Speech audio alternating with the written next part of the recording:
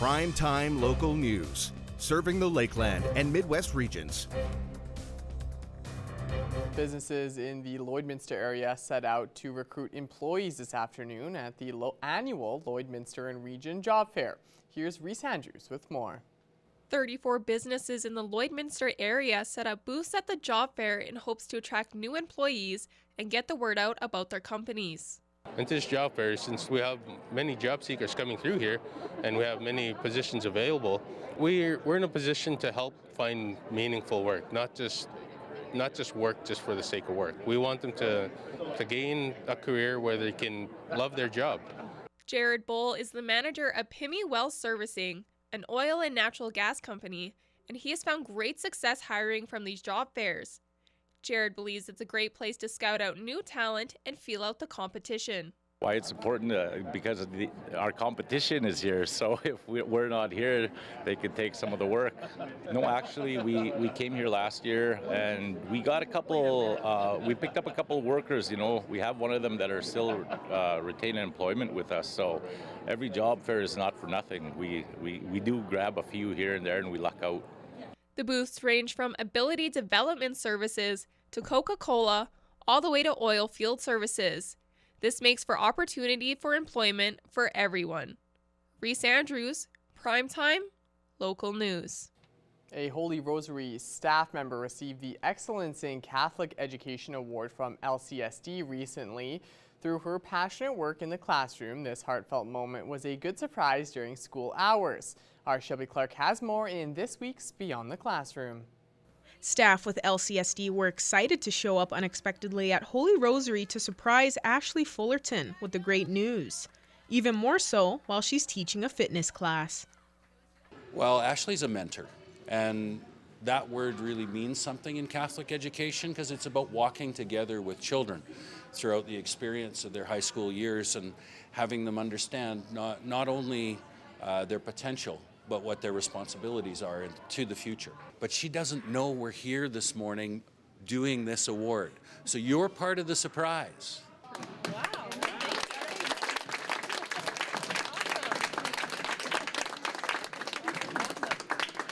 Through her teaching, coaching, and work as the athletic director at Holy Rosary High School, Ashley was honored for the recognition from LCSD.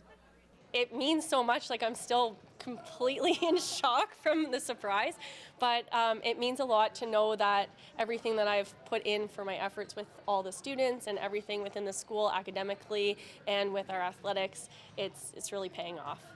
Ashley has been with LCSD for 9 years now and has shown her passion for Catholic education. She has become a mentor for students, promotes sportsmanship, and creates positive relationships through the school on a daily basis. And Ashley's right back to work. I absolutely love everything that our school has to offer, and I think that everyone who works here is so lucky to get to come to school every day and get to do this as a job. Lots of times I'm talking to other teachers or students, anyone that I know, I always brag about Holy Rosary and our school division, and it's very rare that someone doesn't leave in awe of everything that we have to offer and how awesome our whole division is. And that's it in this week's Beyond the Classroom. Lakeland College's doors are open for program info sessions on March 3rd and 10th. RSVP now at lakelandcollege.ca/info sessions. And now it's time for us to check in with Shelby Clark for our first look at your evening weather forecast.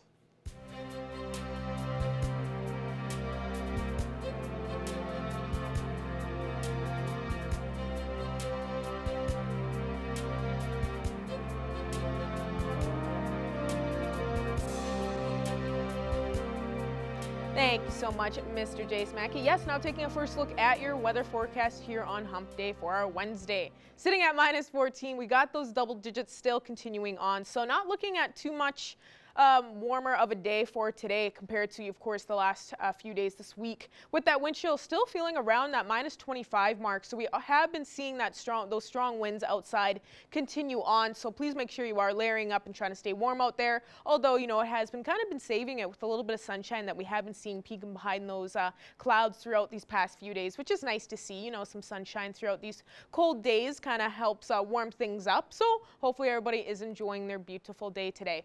Looking at our school day forecast for tomorrow for all the kiddos out there, we'll be starting off quite cool with around -19. So seeing those double digits starting off in the morning, and as they go through recess and through lunch, it will be those that cloudy forecast throughout the day, hitting that -15, and then by the time the school day is out, it is around -12. So we'll be warming up slightly throughout the school day, but by the time it is out, they will still be seeing those double digits and those strong winds as well. So make sure, of course, everybody is layered up and have some nice jackets on. Switching over to temperatures across the region for Alberta and Saskatchewan. On the Alberta side, most spots are matching with us, most around -13 to -14 degrees. We are seeing slightly warmer conditions with -12 here. Bonnyville, St. Paul, -11 in Cold Lake, looking at that -9 in Lac La Biche. Oh, now -10. Gotta love when it switches. Going down a bit lower, Provost is seeing the coolest there with that -16, but now for the most part, most are just sitting around -14 degrees on our Alberta side. Switching over to our Saskatchewan side now, they are kind of matching with us on our Alberta side. Most are actually sitting around -11 to -12, especially up in this area here. And we go a bit lower, they start to cool down like the rest of us here, like here in the border city. Now sitting at -15 for Maidstone and North Battleford, and Macklin is looking at -16. For North Battleford, they will be going down to a low of -20 for their evening low. So hitting that -20 now for our temperature. And with those winds, they are going to be feeling around -25 to around -30. So definitely going to be cooling down quite a bit tonight for North Battleford. Then for their Thursday, daytime high of -12. They will be seeing those double digits and not expecting too much sun peeking behind those clouds. So a slightly gloomier Thursday ahead for North Battleford. Cold Lake will be going out to low of -22, so reaching past that -20 mark now for their evening low alone. And of course, with that wind chill, going to be feeling a little bit closer to around -30. So definitely going to be cooling down quite a bit. Outdoor activities probably not recommended. Definitely try to go inside when you can. And then for their Thursday, daytime high of -9, so hitting that single digit, kind of slightly warming up for Cold Lake, although definitely expecting a high chance of those flurries, around a 75% chance, and 1 or 2 centimeters of some snowfall. So be prepared to bring out those shovels.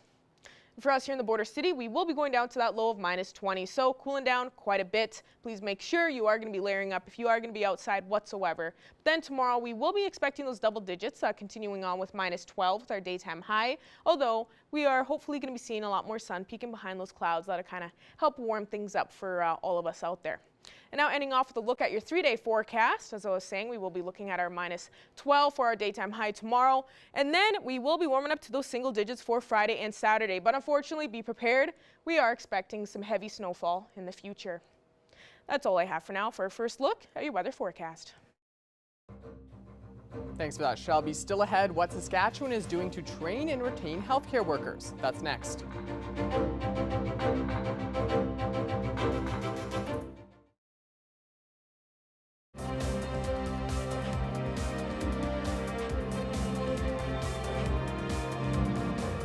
The Saskatchewan Association of Rural Municipalities is working together with other organizations here in the province to call for support for the Saskatchewan cattle industry. Here's Thomas Wildman with more.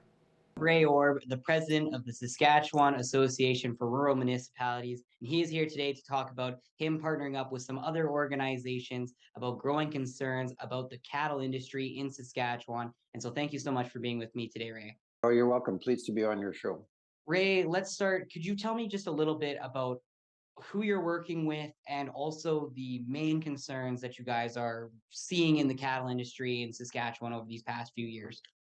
Sure. We're working in pretty close coordination with our Saskatchewan Cattlemen Association and also our Saskatchewan Stock Grower Association. So those two associations represent all of the cattle producers in this province. And so SARM has decided to partner up with these two organizations because our members, the rural municipalities, and the ranchers and the farmers that are within these municipalities have a lot of concern right now with what's going on in the cattle industry. We're seeing, For some of our members, we're in the second, third year, perhaps maybe in the fourth year of a drought, especially in the southwest part of Saskatchewan. And a lot of the livestock producers are under a lot of pressure to, even get their feed, and they're concerned about cattle going out on pasture again this spring.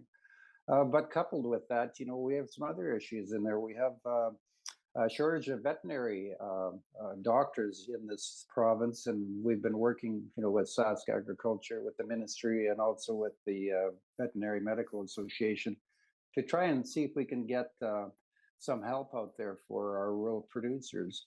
Another issue that we're seeing, the safety net programs. The federal government, the province has a number of safety net programs in place through agriculture programming, and they don't really address the livestock issue. And I think some of that, it's the cattle prices, they're a little bit better now, but they're still not high enough to really get a good return to producers to keep them in the industry. So there you've got an issue, not only attracting new producers, but retaining the ones that you have. So there are a lot of issues there that are going on in play. And we're hoping, with this working group, we can resolve, at least draw attention to some of the issues.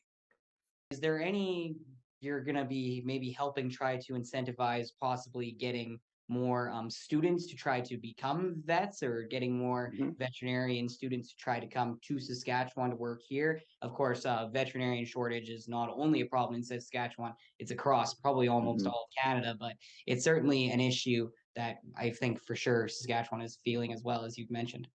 Well, definitely. I think we're feeling that, throughout every workforce now we're seeing a shortage, but for our livestock producers, I think the veterinary shortage, especially the large animal veterinarians or the clinics that look after large animals, are a big problem. That's like an immediate problem. And I think, if we can get some more incentives from the province, and perhaps from the federal government too. Our province has created more funding for more veterinary seats at the Western Veterinary College in Saskatoon. I think we have to continue to be able to do that. But there are other ways, I think, also, working with a working group that we have, that actually SaskAg and the Veterinary College is kind of undertaken to get us involved with them. I think there are lots of ways that our members can contribute as well. Some of our rural municipalities have a clinic, or they may subsidize a clinic in some way, shape, or form. And I think that's kind of a good model if you can kind of extrapolate that perhaps in a larger area of our province, where we can attract veterinarians to come and stay. Thank you so much, Ray, and we hope you guys are successful in your pursuits to help out the Saskatchewan Cattle Association. Thanks very much. I appreciate it. And now take a look at today's agriculture prices.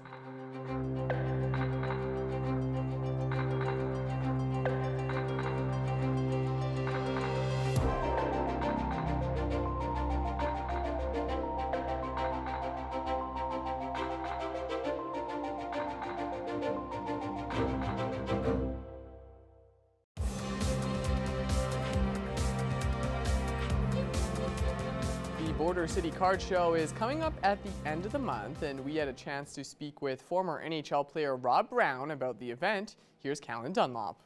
Hi, I'm Callan Dunlop with Primetime Local News, and today I'm joined by Rob Brown, former NHL player, who will be attending the Border City Card Show on March 25th. And to start, can you speak a little bit about your personal history with card collecting? As a kid, I collected cards. I know that as I got older, my parents would call and say, yeah, we found another box of your cards under a bed or in a closet or something. So I always had cards. I wasn't the collector where I would save them for money. My collection was usually in the spokes of my bike, so that I could hear the rat-a-tat-tat as I was riding down the street. I remember going to school and trading with buddies. If I had a Gretzky or something along that line, you try to trade, and you're like a GM. So I get 12 cards for my Gretzky and things like that. So I wasn't an avid collector, but I enjoyed going to the mall or the store and buying a package and seeing the players that I got. Can you talk a little bit about the emotions that you have tied to the fact that you have hockey cards of yourself out there? It was fun. It was neat. Every year when you play, you get fan mail sent to your arena. So you open up the fan mail, and it's kind of neat every time you see a new card that comes out, one that you haven't seen before.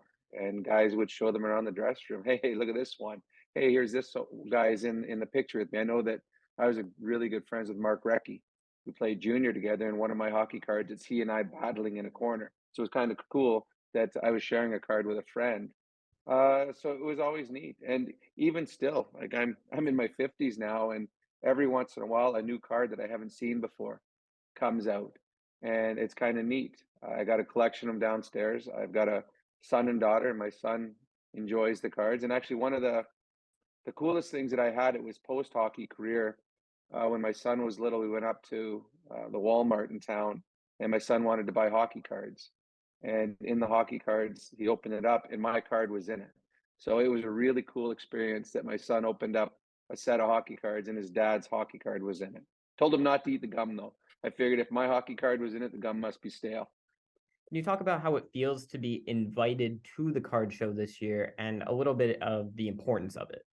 I've been to Lloydminster a few times when my son played hockey, but it's the first time I've come for an event.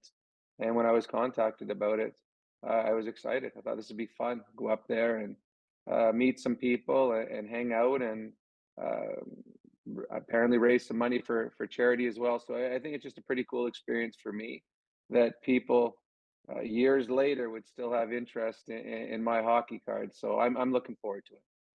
Lastly, can you give a short pitch to people who are kind of on the fence if they want to attend the event this year? It's kind of neat. Every card has a story, and it's neat when you go to a show like this and you see the cards and then get to meet the people that are on the cards and talk to them about it. Ask them about that season. Ask them about that picture. I was at a card show years and years ago, and it was the goalie that was in Slapshot was there, and I was actually part of the card show, but I took a time out to walk over and talk to him and meet him and hear his story. So to me, uh, when you have a card, it's a story, and it's a story of that person that's on the card, but also, I mean, I shared the story earlier about my son getting a hockey card. So to me, it's all about stories. Life is stories. As I get older, I get more sentimental, and I just love the story part of it. So if you come out, if you come to my table and you want me to sign a card or a picture, ask me questions. I'll tell you my story, and we can have some laughs. All right, that covers everything that I had. Thank you so much for taking the time. Really appreciate it. No worries. Take care. Thank you. And now it's time for us to check in once again with Shelby Clark, who has another look at weather.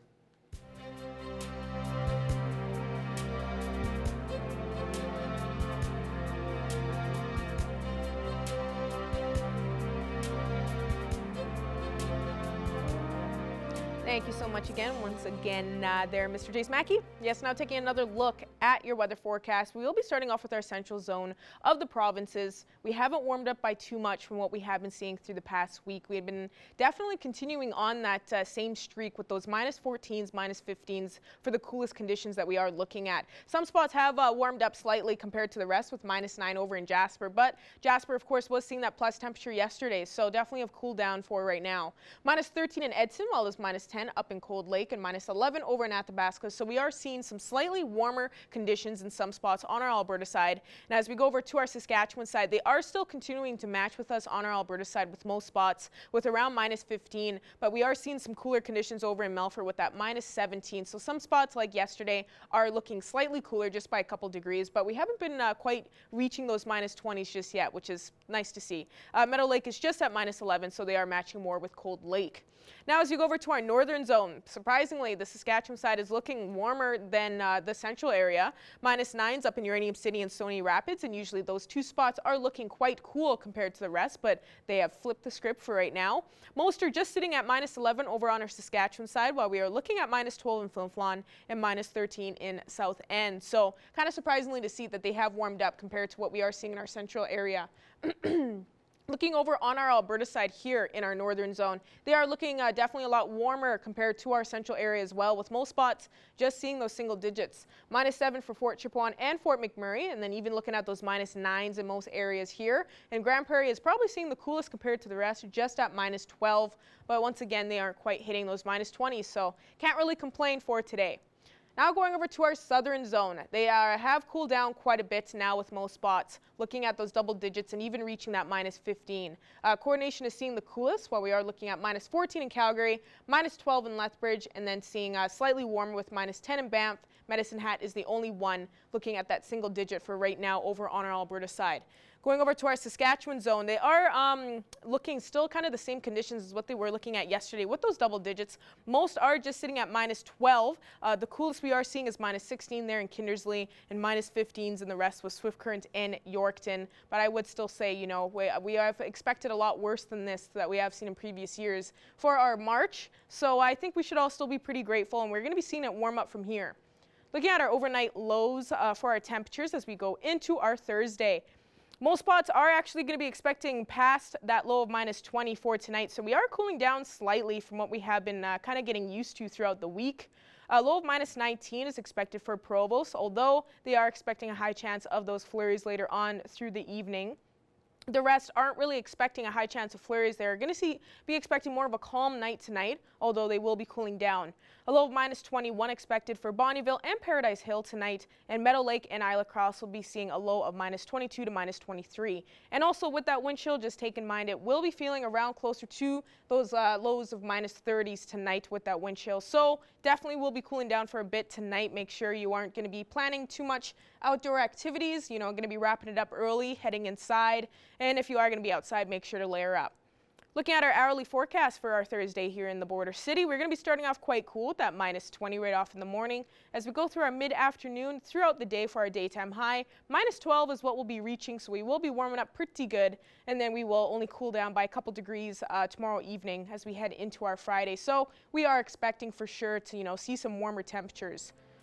As I was saying, we will be warming up slightly throughout the evening into tomorrow evening into our Friday. So we are expecting that single digit with -7 on Friday, although be prepared, a little snow at times, around a 78% chance. Make sure to keep those shovels ready because that will continue into our Saturday as we will warm up to -5, but we are going to be seeing around 3 to 6 centimeters of some snowfall. So we will be getting hit harder than what we are used to on our weekend. But don't worry, we will be seeing those nice temperatures continue into next week. That's all I have for now. RJ Smacky, we'll have our news coming up for you after the break.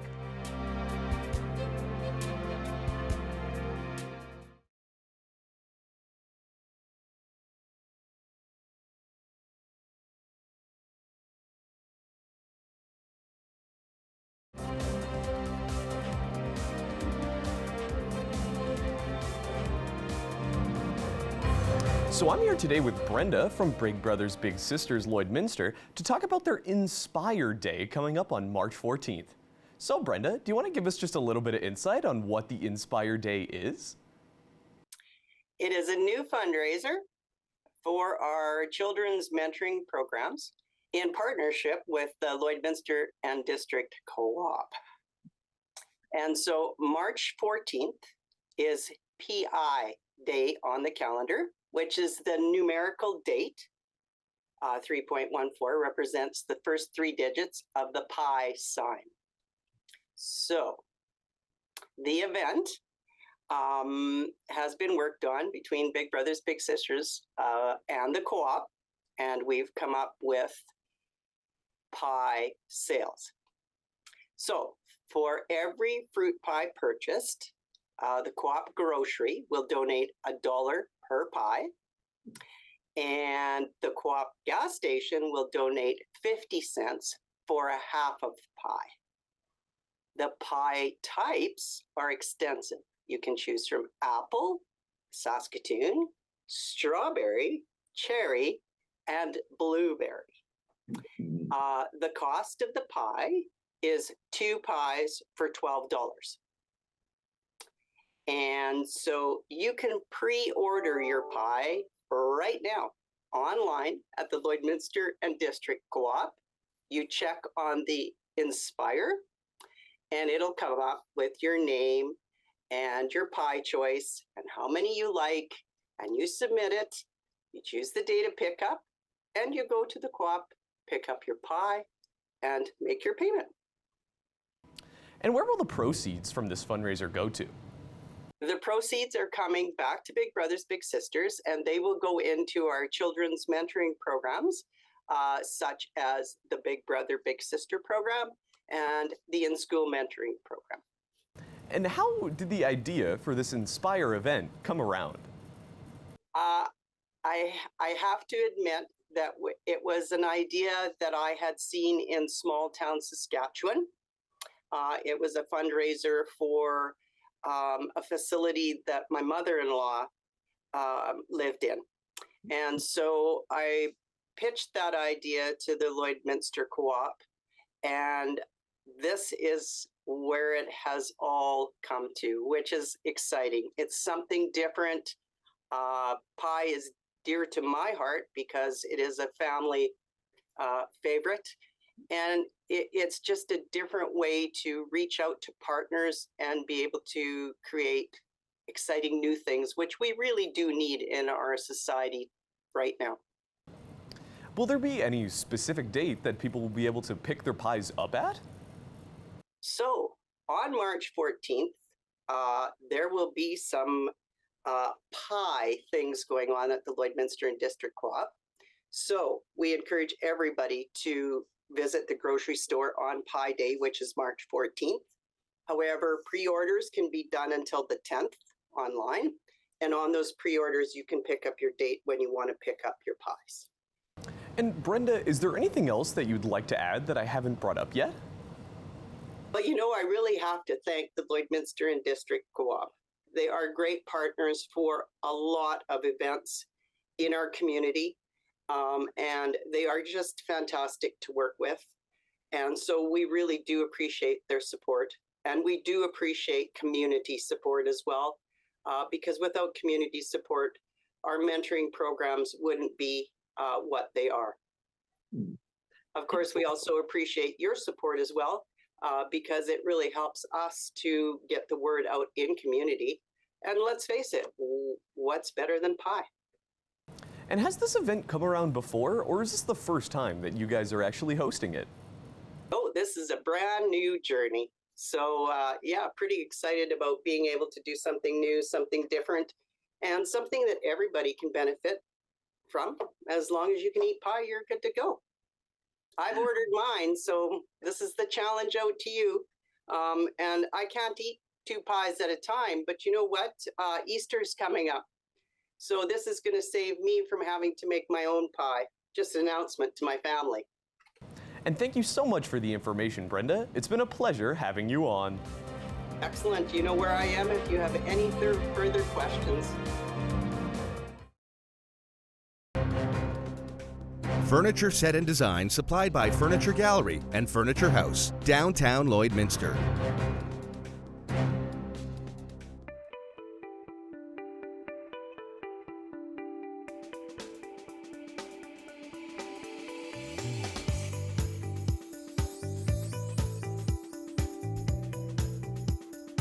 We're back for another week with an episode of Healthy Thriving Family After Divorce. Stephanie Dobson is here once again. Stephanie's a lawyer and mediator with Henke Divorce Law and Mediation here in Lloydminster. Stephanie, thanks for joining us once again this week. Yeah, thanks for having me as always, Stacey. We've been focusing on parenting for the past couple of weeks, and that's going to be the focus for the month of March. And today we want to talk about holiday parenting. So basically trying to get through the holidays and navigate successfully without having arguments and stress and all the things that go with it. So let's talk about what a starting point is when you're trying to schedule holiday parenting. Yeah, so just for some context for some of those that viewers that didn't see last week. So when we talk about scheduling, there's sort of 2 different aspects. We said part 1 and part 2. So part 1 is sort of, I call it the school-based parenting. And then this is sort of the holiday-based parenting. So the first thing that I find is important for parents is to define what holidays are important. So make a list. So, there's the usuals like Christmas, Easter, maybe Mother's Day, Father's Day. Sometimes parents want to do something different for the summer versus the school year, even long weekends or school breaks, or even down to things like Halloween. So once you've made defined what holidays you want to actually take out of that regular parenting schedule, then you want to consider how detailed you want to be in writing ahead of time. So some parents will just pick which ones are really important to them. Other parents will decide which ones are going to lead to conflict that we want to make sure that we want to think of Christmas back in the summer so that as we get to, December 15th, we're not, going into some major conflict. And others just decide they want to define every holiday possible so that they don't have to plan, as things come up and have too much communication. What are some tips, Stephanie, for making these schedules for, especially if there's people who want to put a lot of detail or just a little detail in, like you mentioned? What are some tips to really get that finessed? Well, I've often, our viewers might be familiar, I've often described the written document sort of along a continuum. So the level of conflict usually defines the level of detail. So the more conflict there is between the parents, the more detail you're going to want to have in writing, because we don't want to, as I said before, want to lead to, December 15th and now shoot, we got to hire a professional because we can't get it figured out. But if you and your co-parent can generally get through conversations about holidays together, some parents might want to add in something like, let's discuss whatever whatever holiday we want to make an exception for. Let's discuss it 30 days, 45 days, 60 days ahead of time. Then at least that gives us a defined timeline without having to completely define exactly what we're going to do, say for Christmas, but we know we'll talk about it a month or two ahead. So if you believe that you have conflict over a particular holiday, the best thing to do is to resolve that in writing, in detail, exactly what we're going to do each Christmas, for example, well in advance. Now, if they would like to keep the schedule a little bit less specific, what are some of the things to consider to really avoid that conflict popping up? So the one thing, as I said before, was, to discuss it as much ahead of time as possible. But I also recommend that parents might want to meet a few times a year. So in some of the parenting plans that I develop, we put in 3 times a year where parents will sit down, to talk about the things that are coming up. So for example, you can sit down in January to talk about, say, the winter school schedule, and then even, thinking about what we have to do for summer. Then in March, you might want to sit down and talk more specifically about summer or childcare or vacations. And then even in August, you might want to sit down and talk about the upcoming school schedule or even winter breaks or holiday kind of things that are coming up, winter holidays, that sort of thing. So as long as you look at the calendar well in advance, parents will do well. Now, what about the opposite end of the spectrum? If you want a lot of detail, how do you go about making sure that that is all arranged as it needs to be? Well, there's so many different ways to arrange holidays, of course. And when I help parents, I always start with a blank canvas and figure out, what's important to the parents and how do we go from there. So the first thing that we do is not only have we already listed out which holidays we're talking about. So let's take Christmas, for example. We want to define that holiday period specifically. So for example, Christmas, you might say, we want to change our regular schedule just for the December 24th to the 26th. Or parents might say, well, we actually want to change the whole school break. So the 16 days of that break. And we want to rejig our regular schedule. Same thing, for example, Mother's Day and Father's Day. Is Mother's Day as an exception to the regular schedule just Sunday 9 to 4, or is it Saturday night to Monday morning? Like, what does that look like? So once you've defined that holiday period and what the start and end point will be, then you of course need to define how that's going to be shared. So some parents will say, let's alternate, this Christmas versus next Christmas. You might say one parent gets Christmas, one gets New Year's, or one gets Easter, right? So you kind of have to figure out in the context of the whole year, what might that look like? All right, Stephanie, well, great information as always. Thank you so much for joining us, and we'll be back to chat with you again next week. Yeah, see you next week.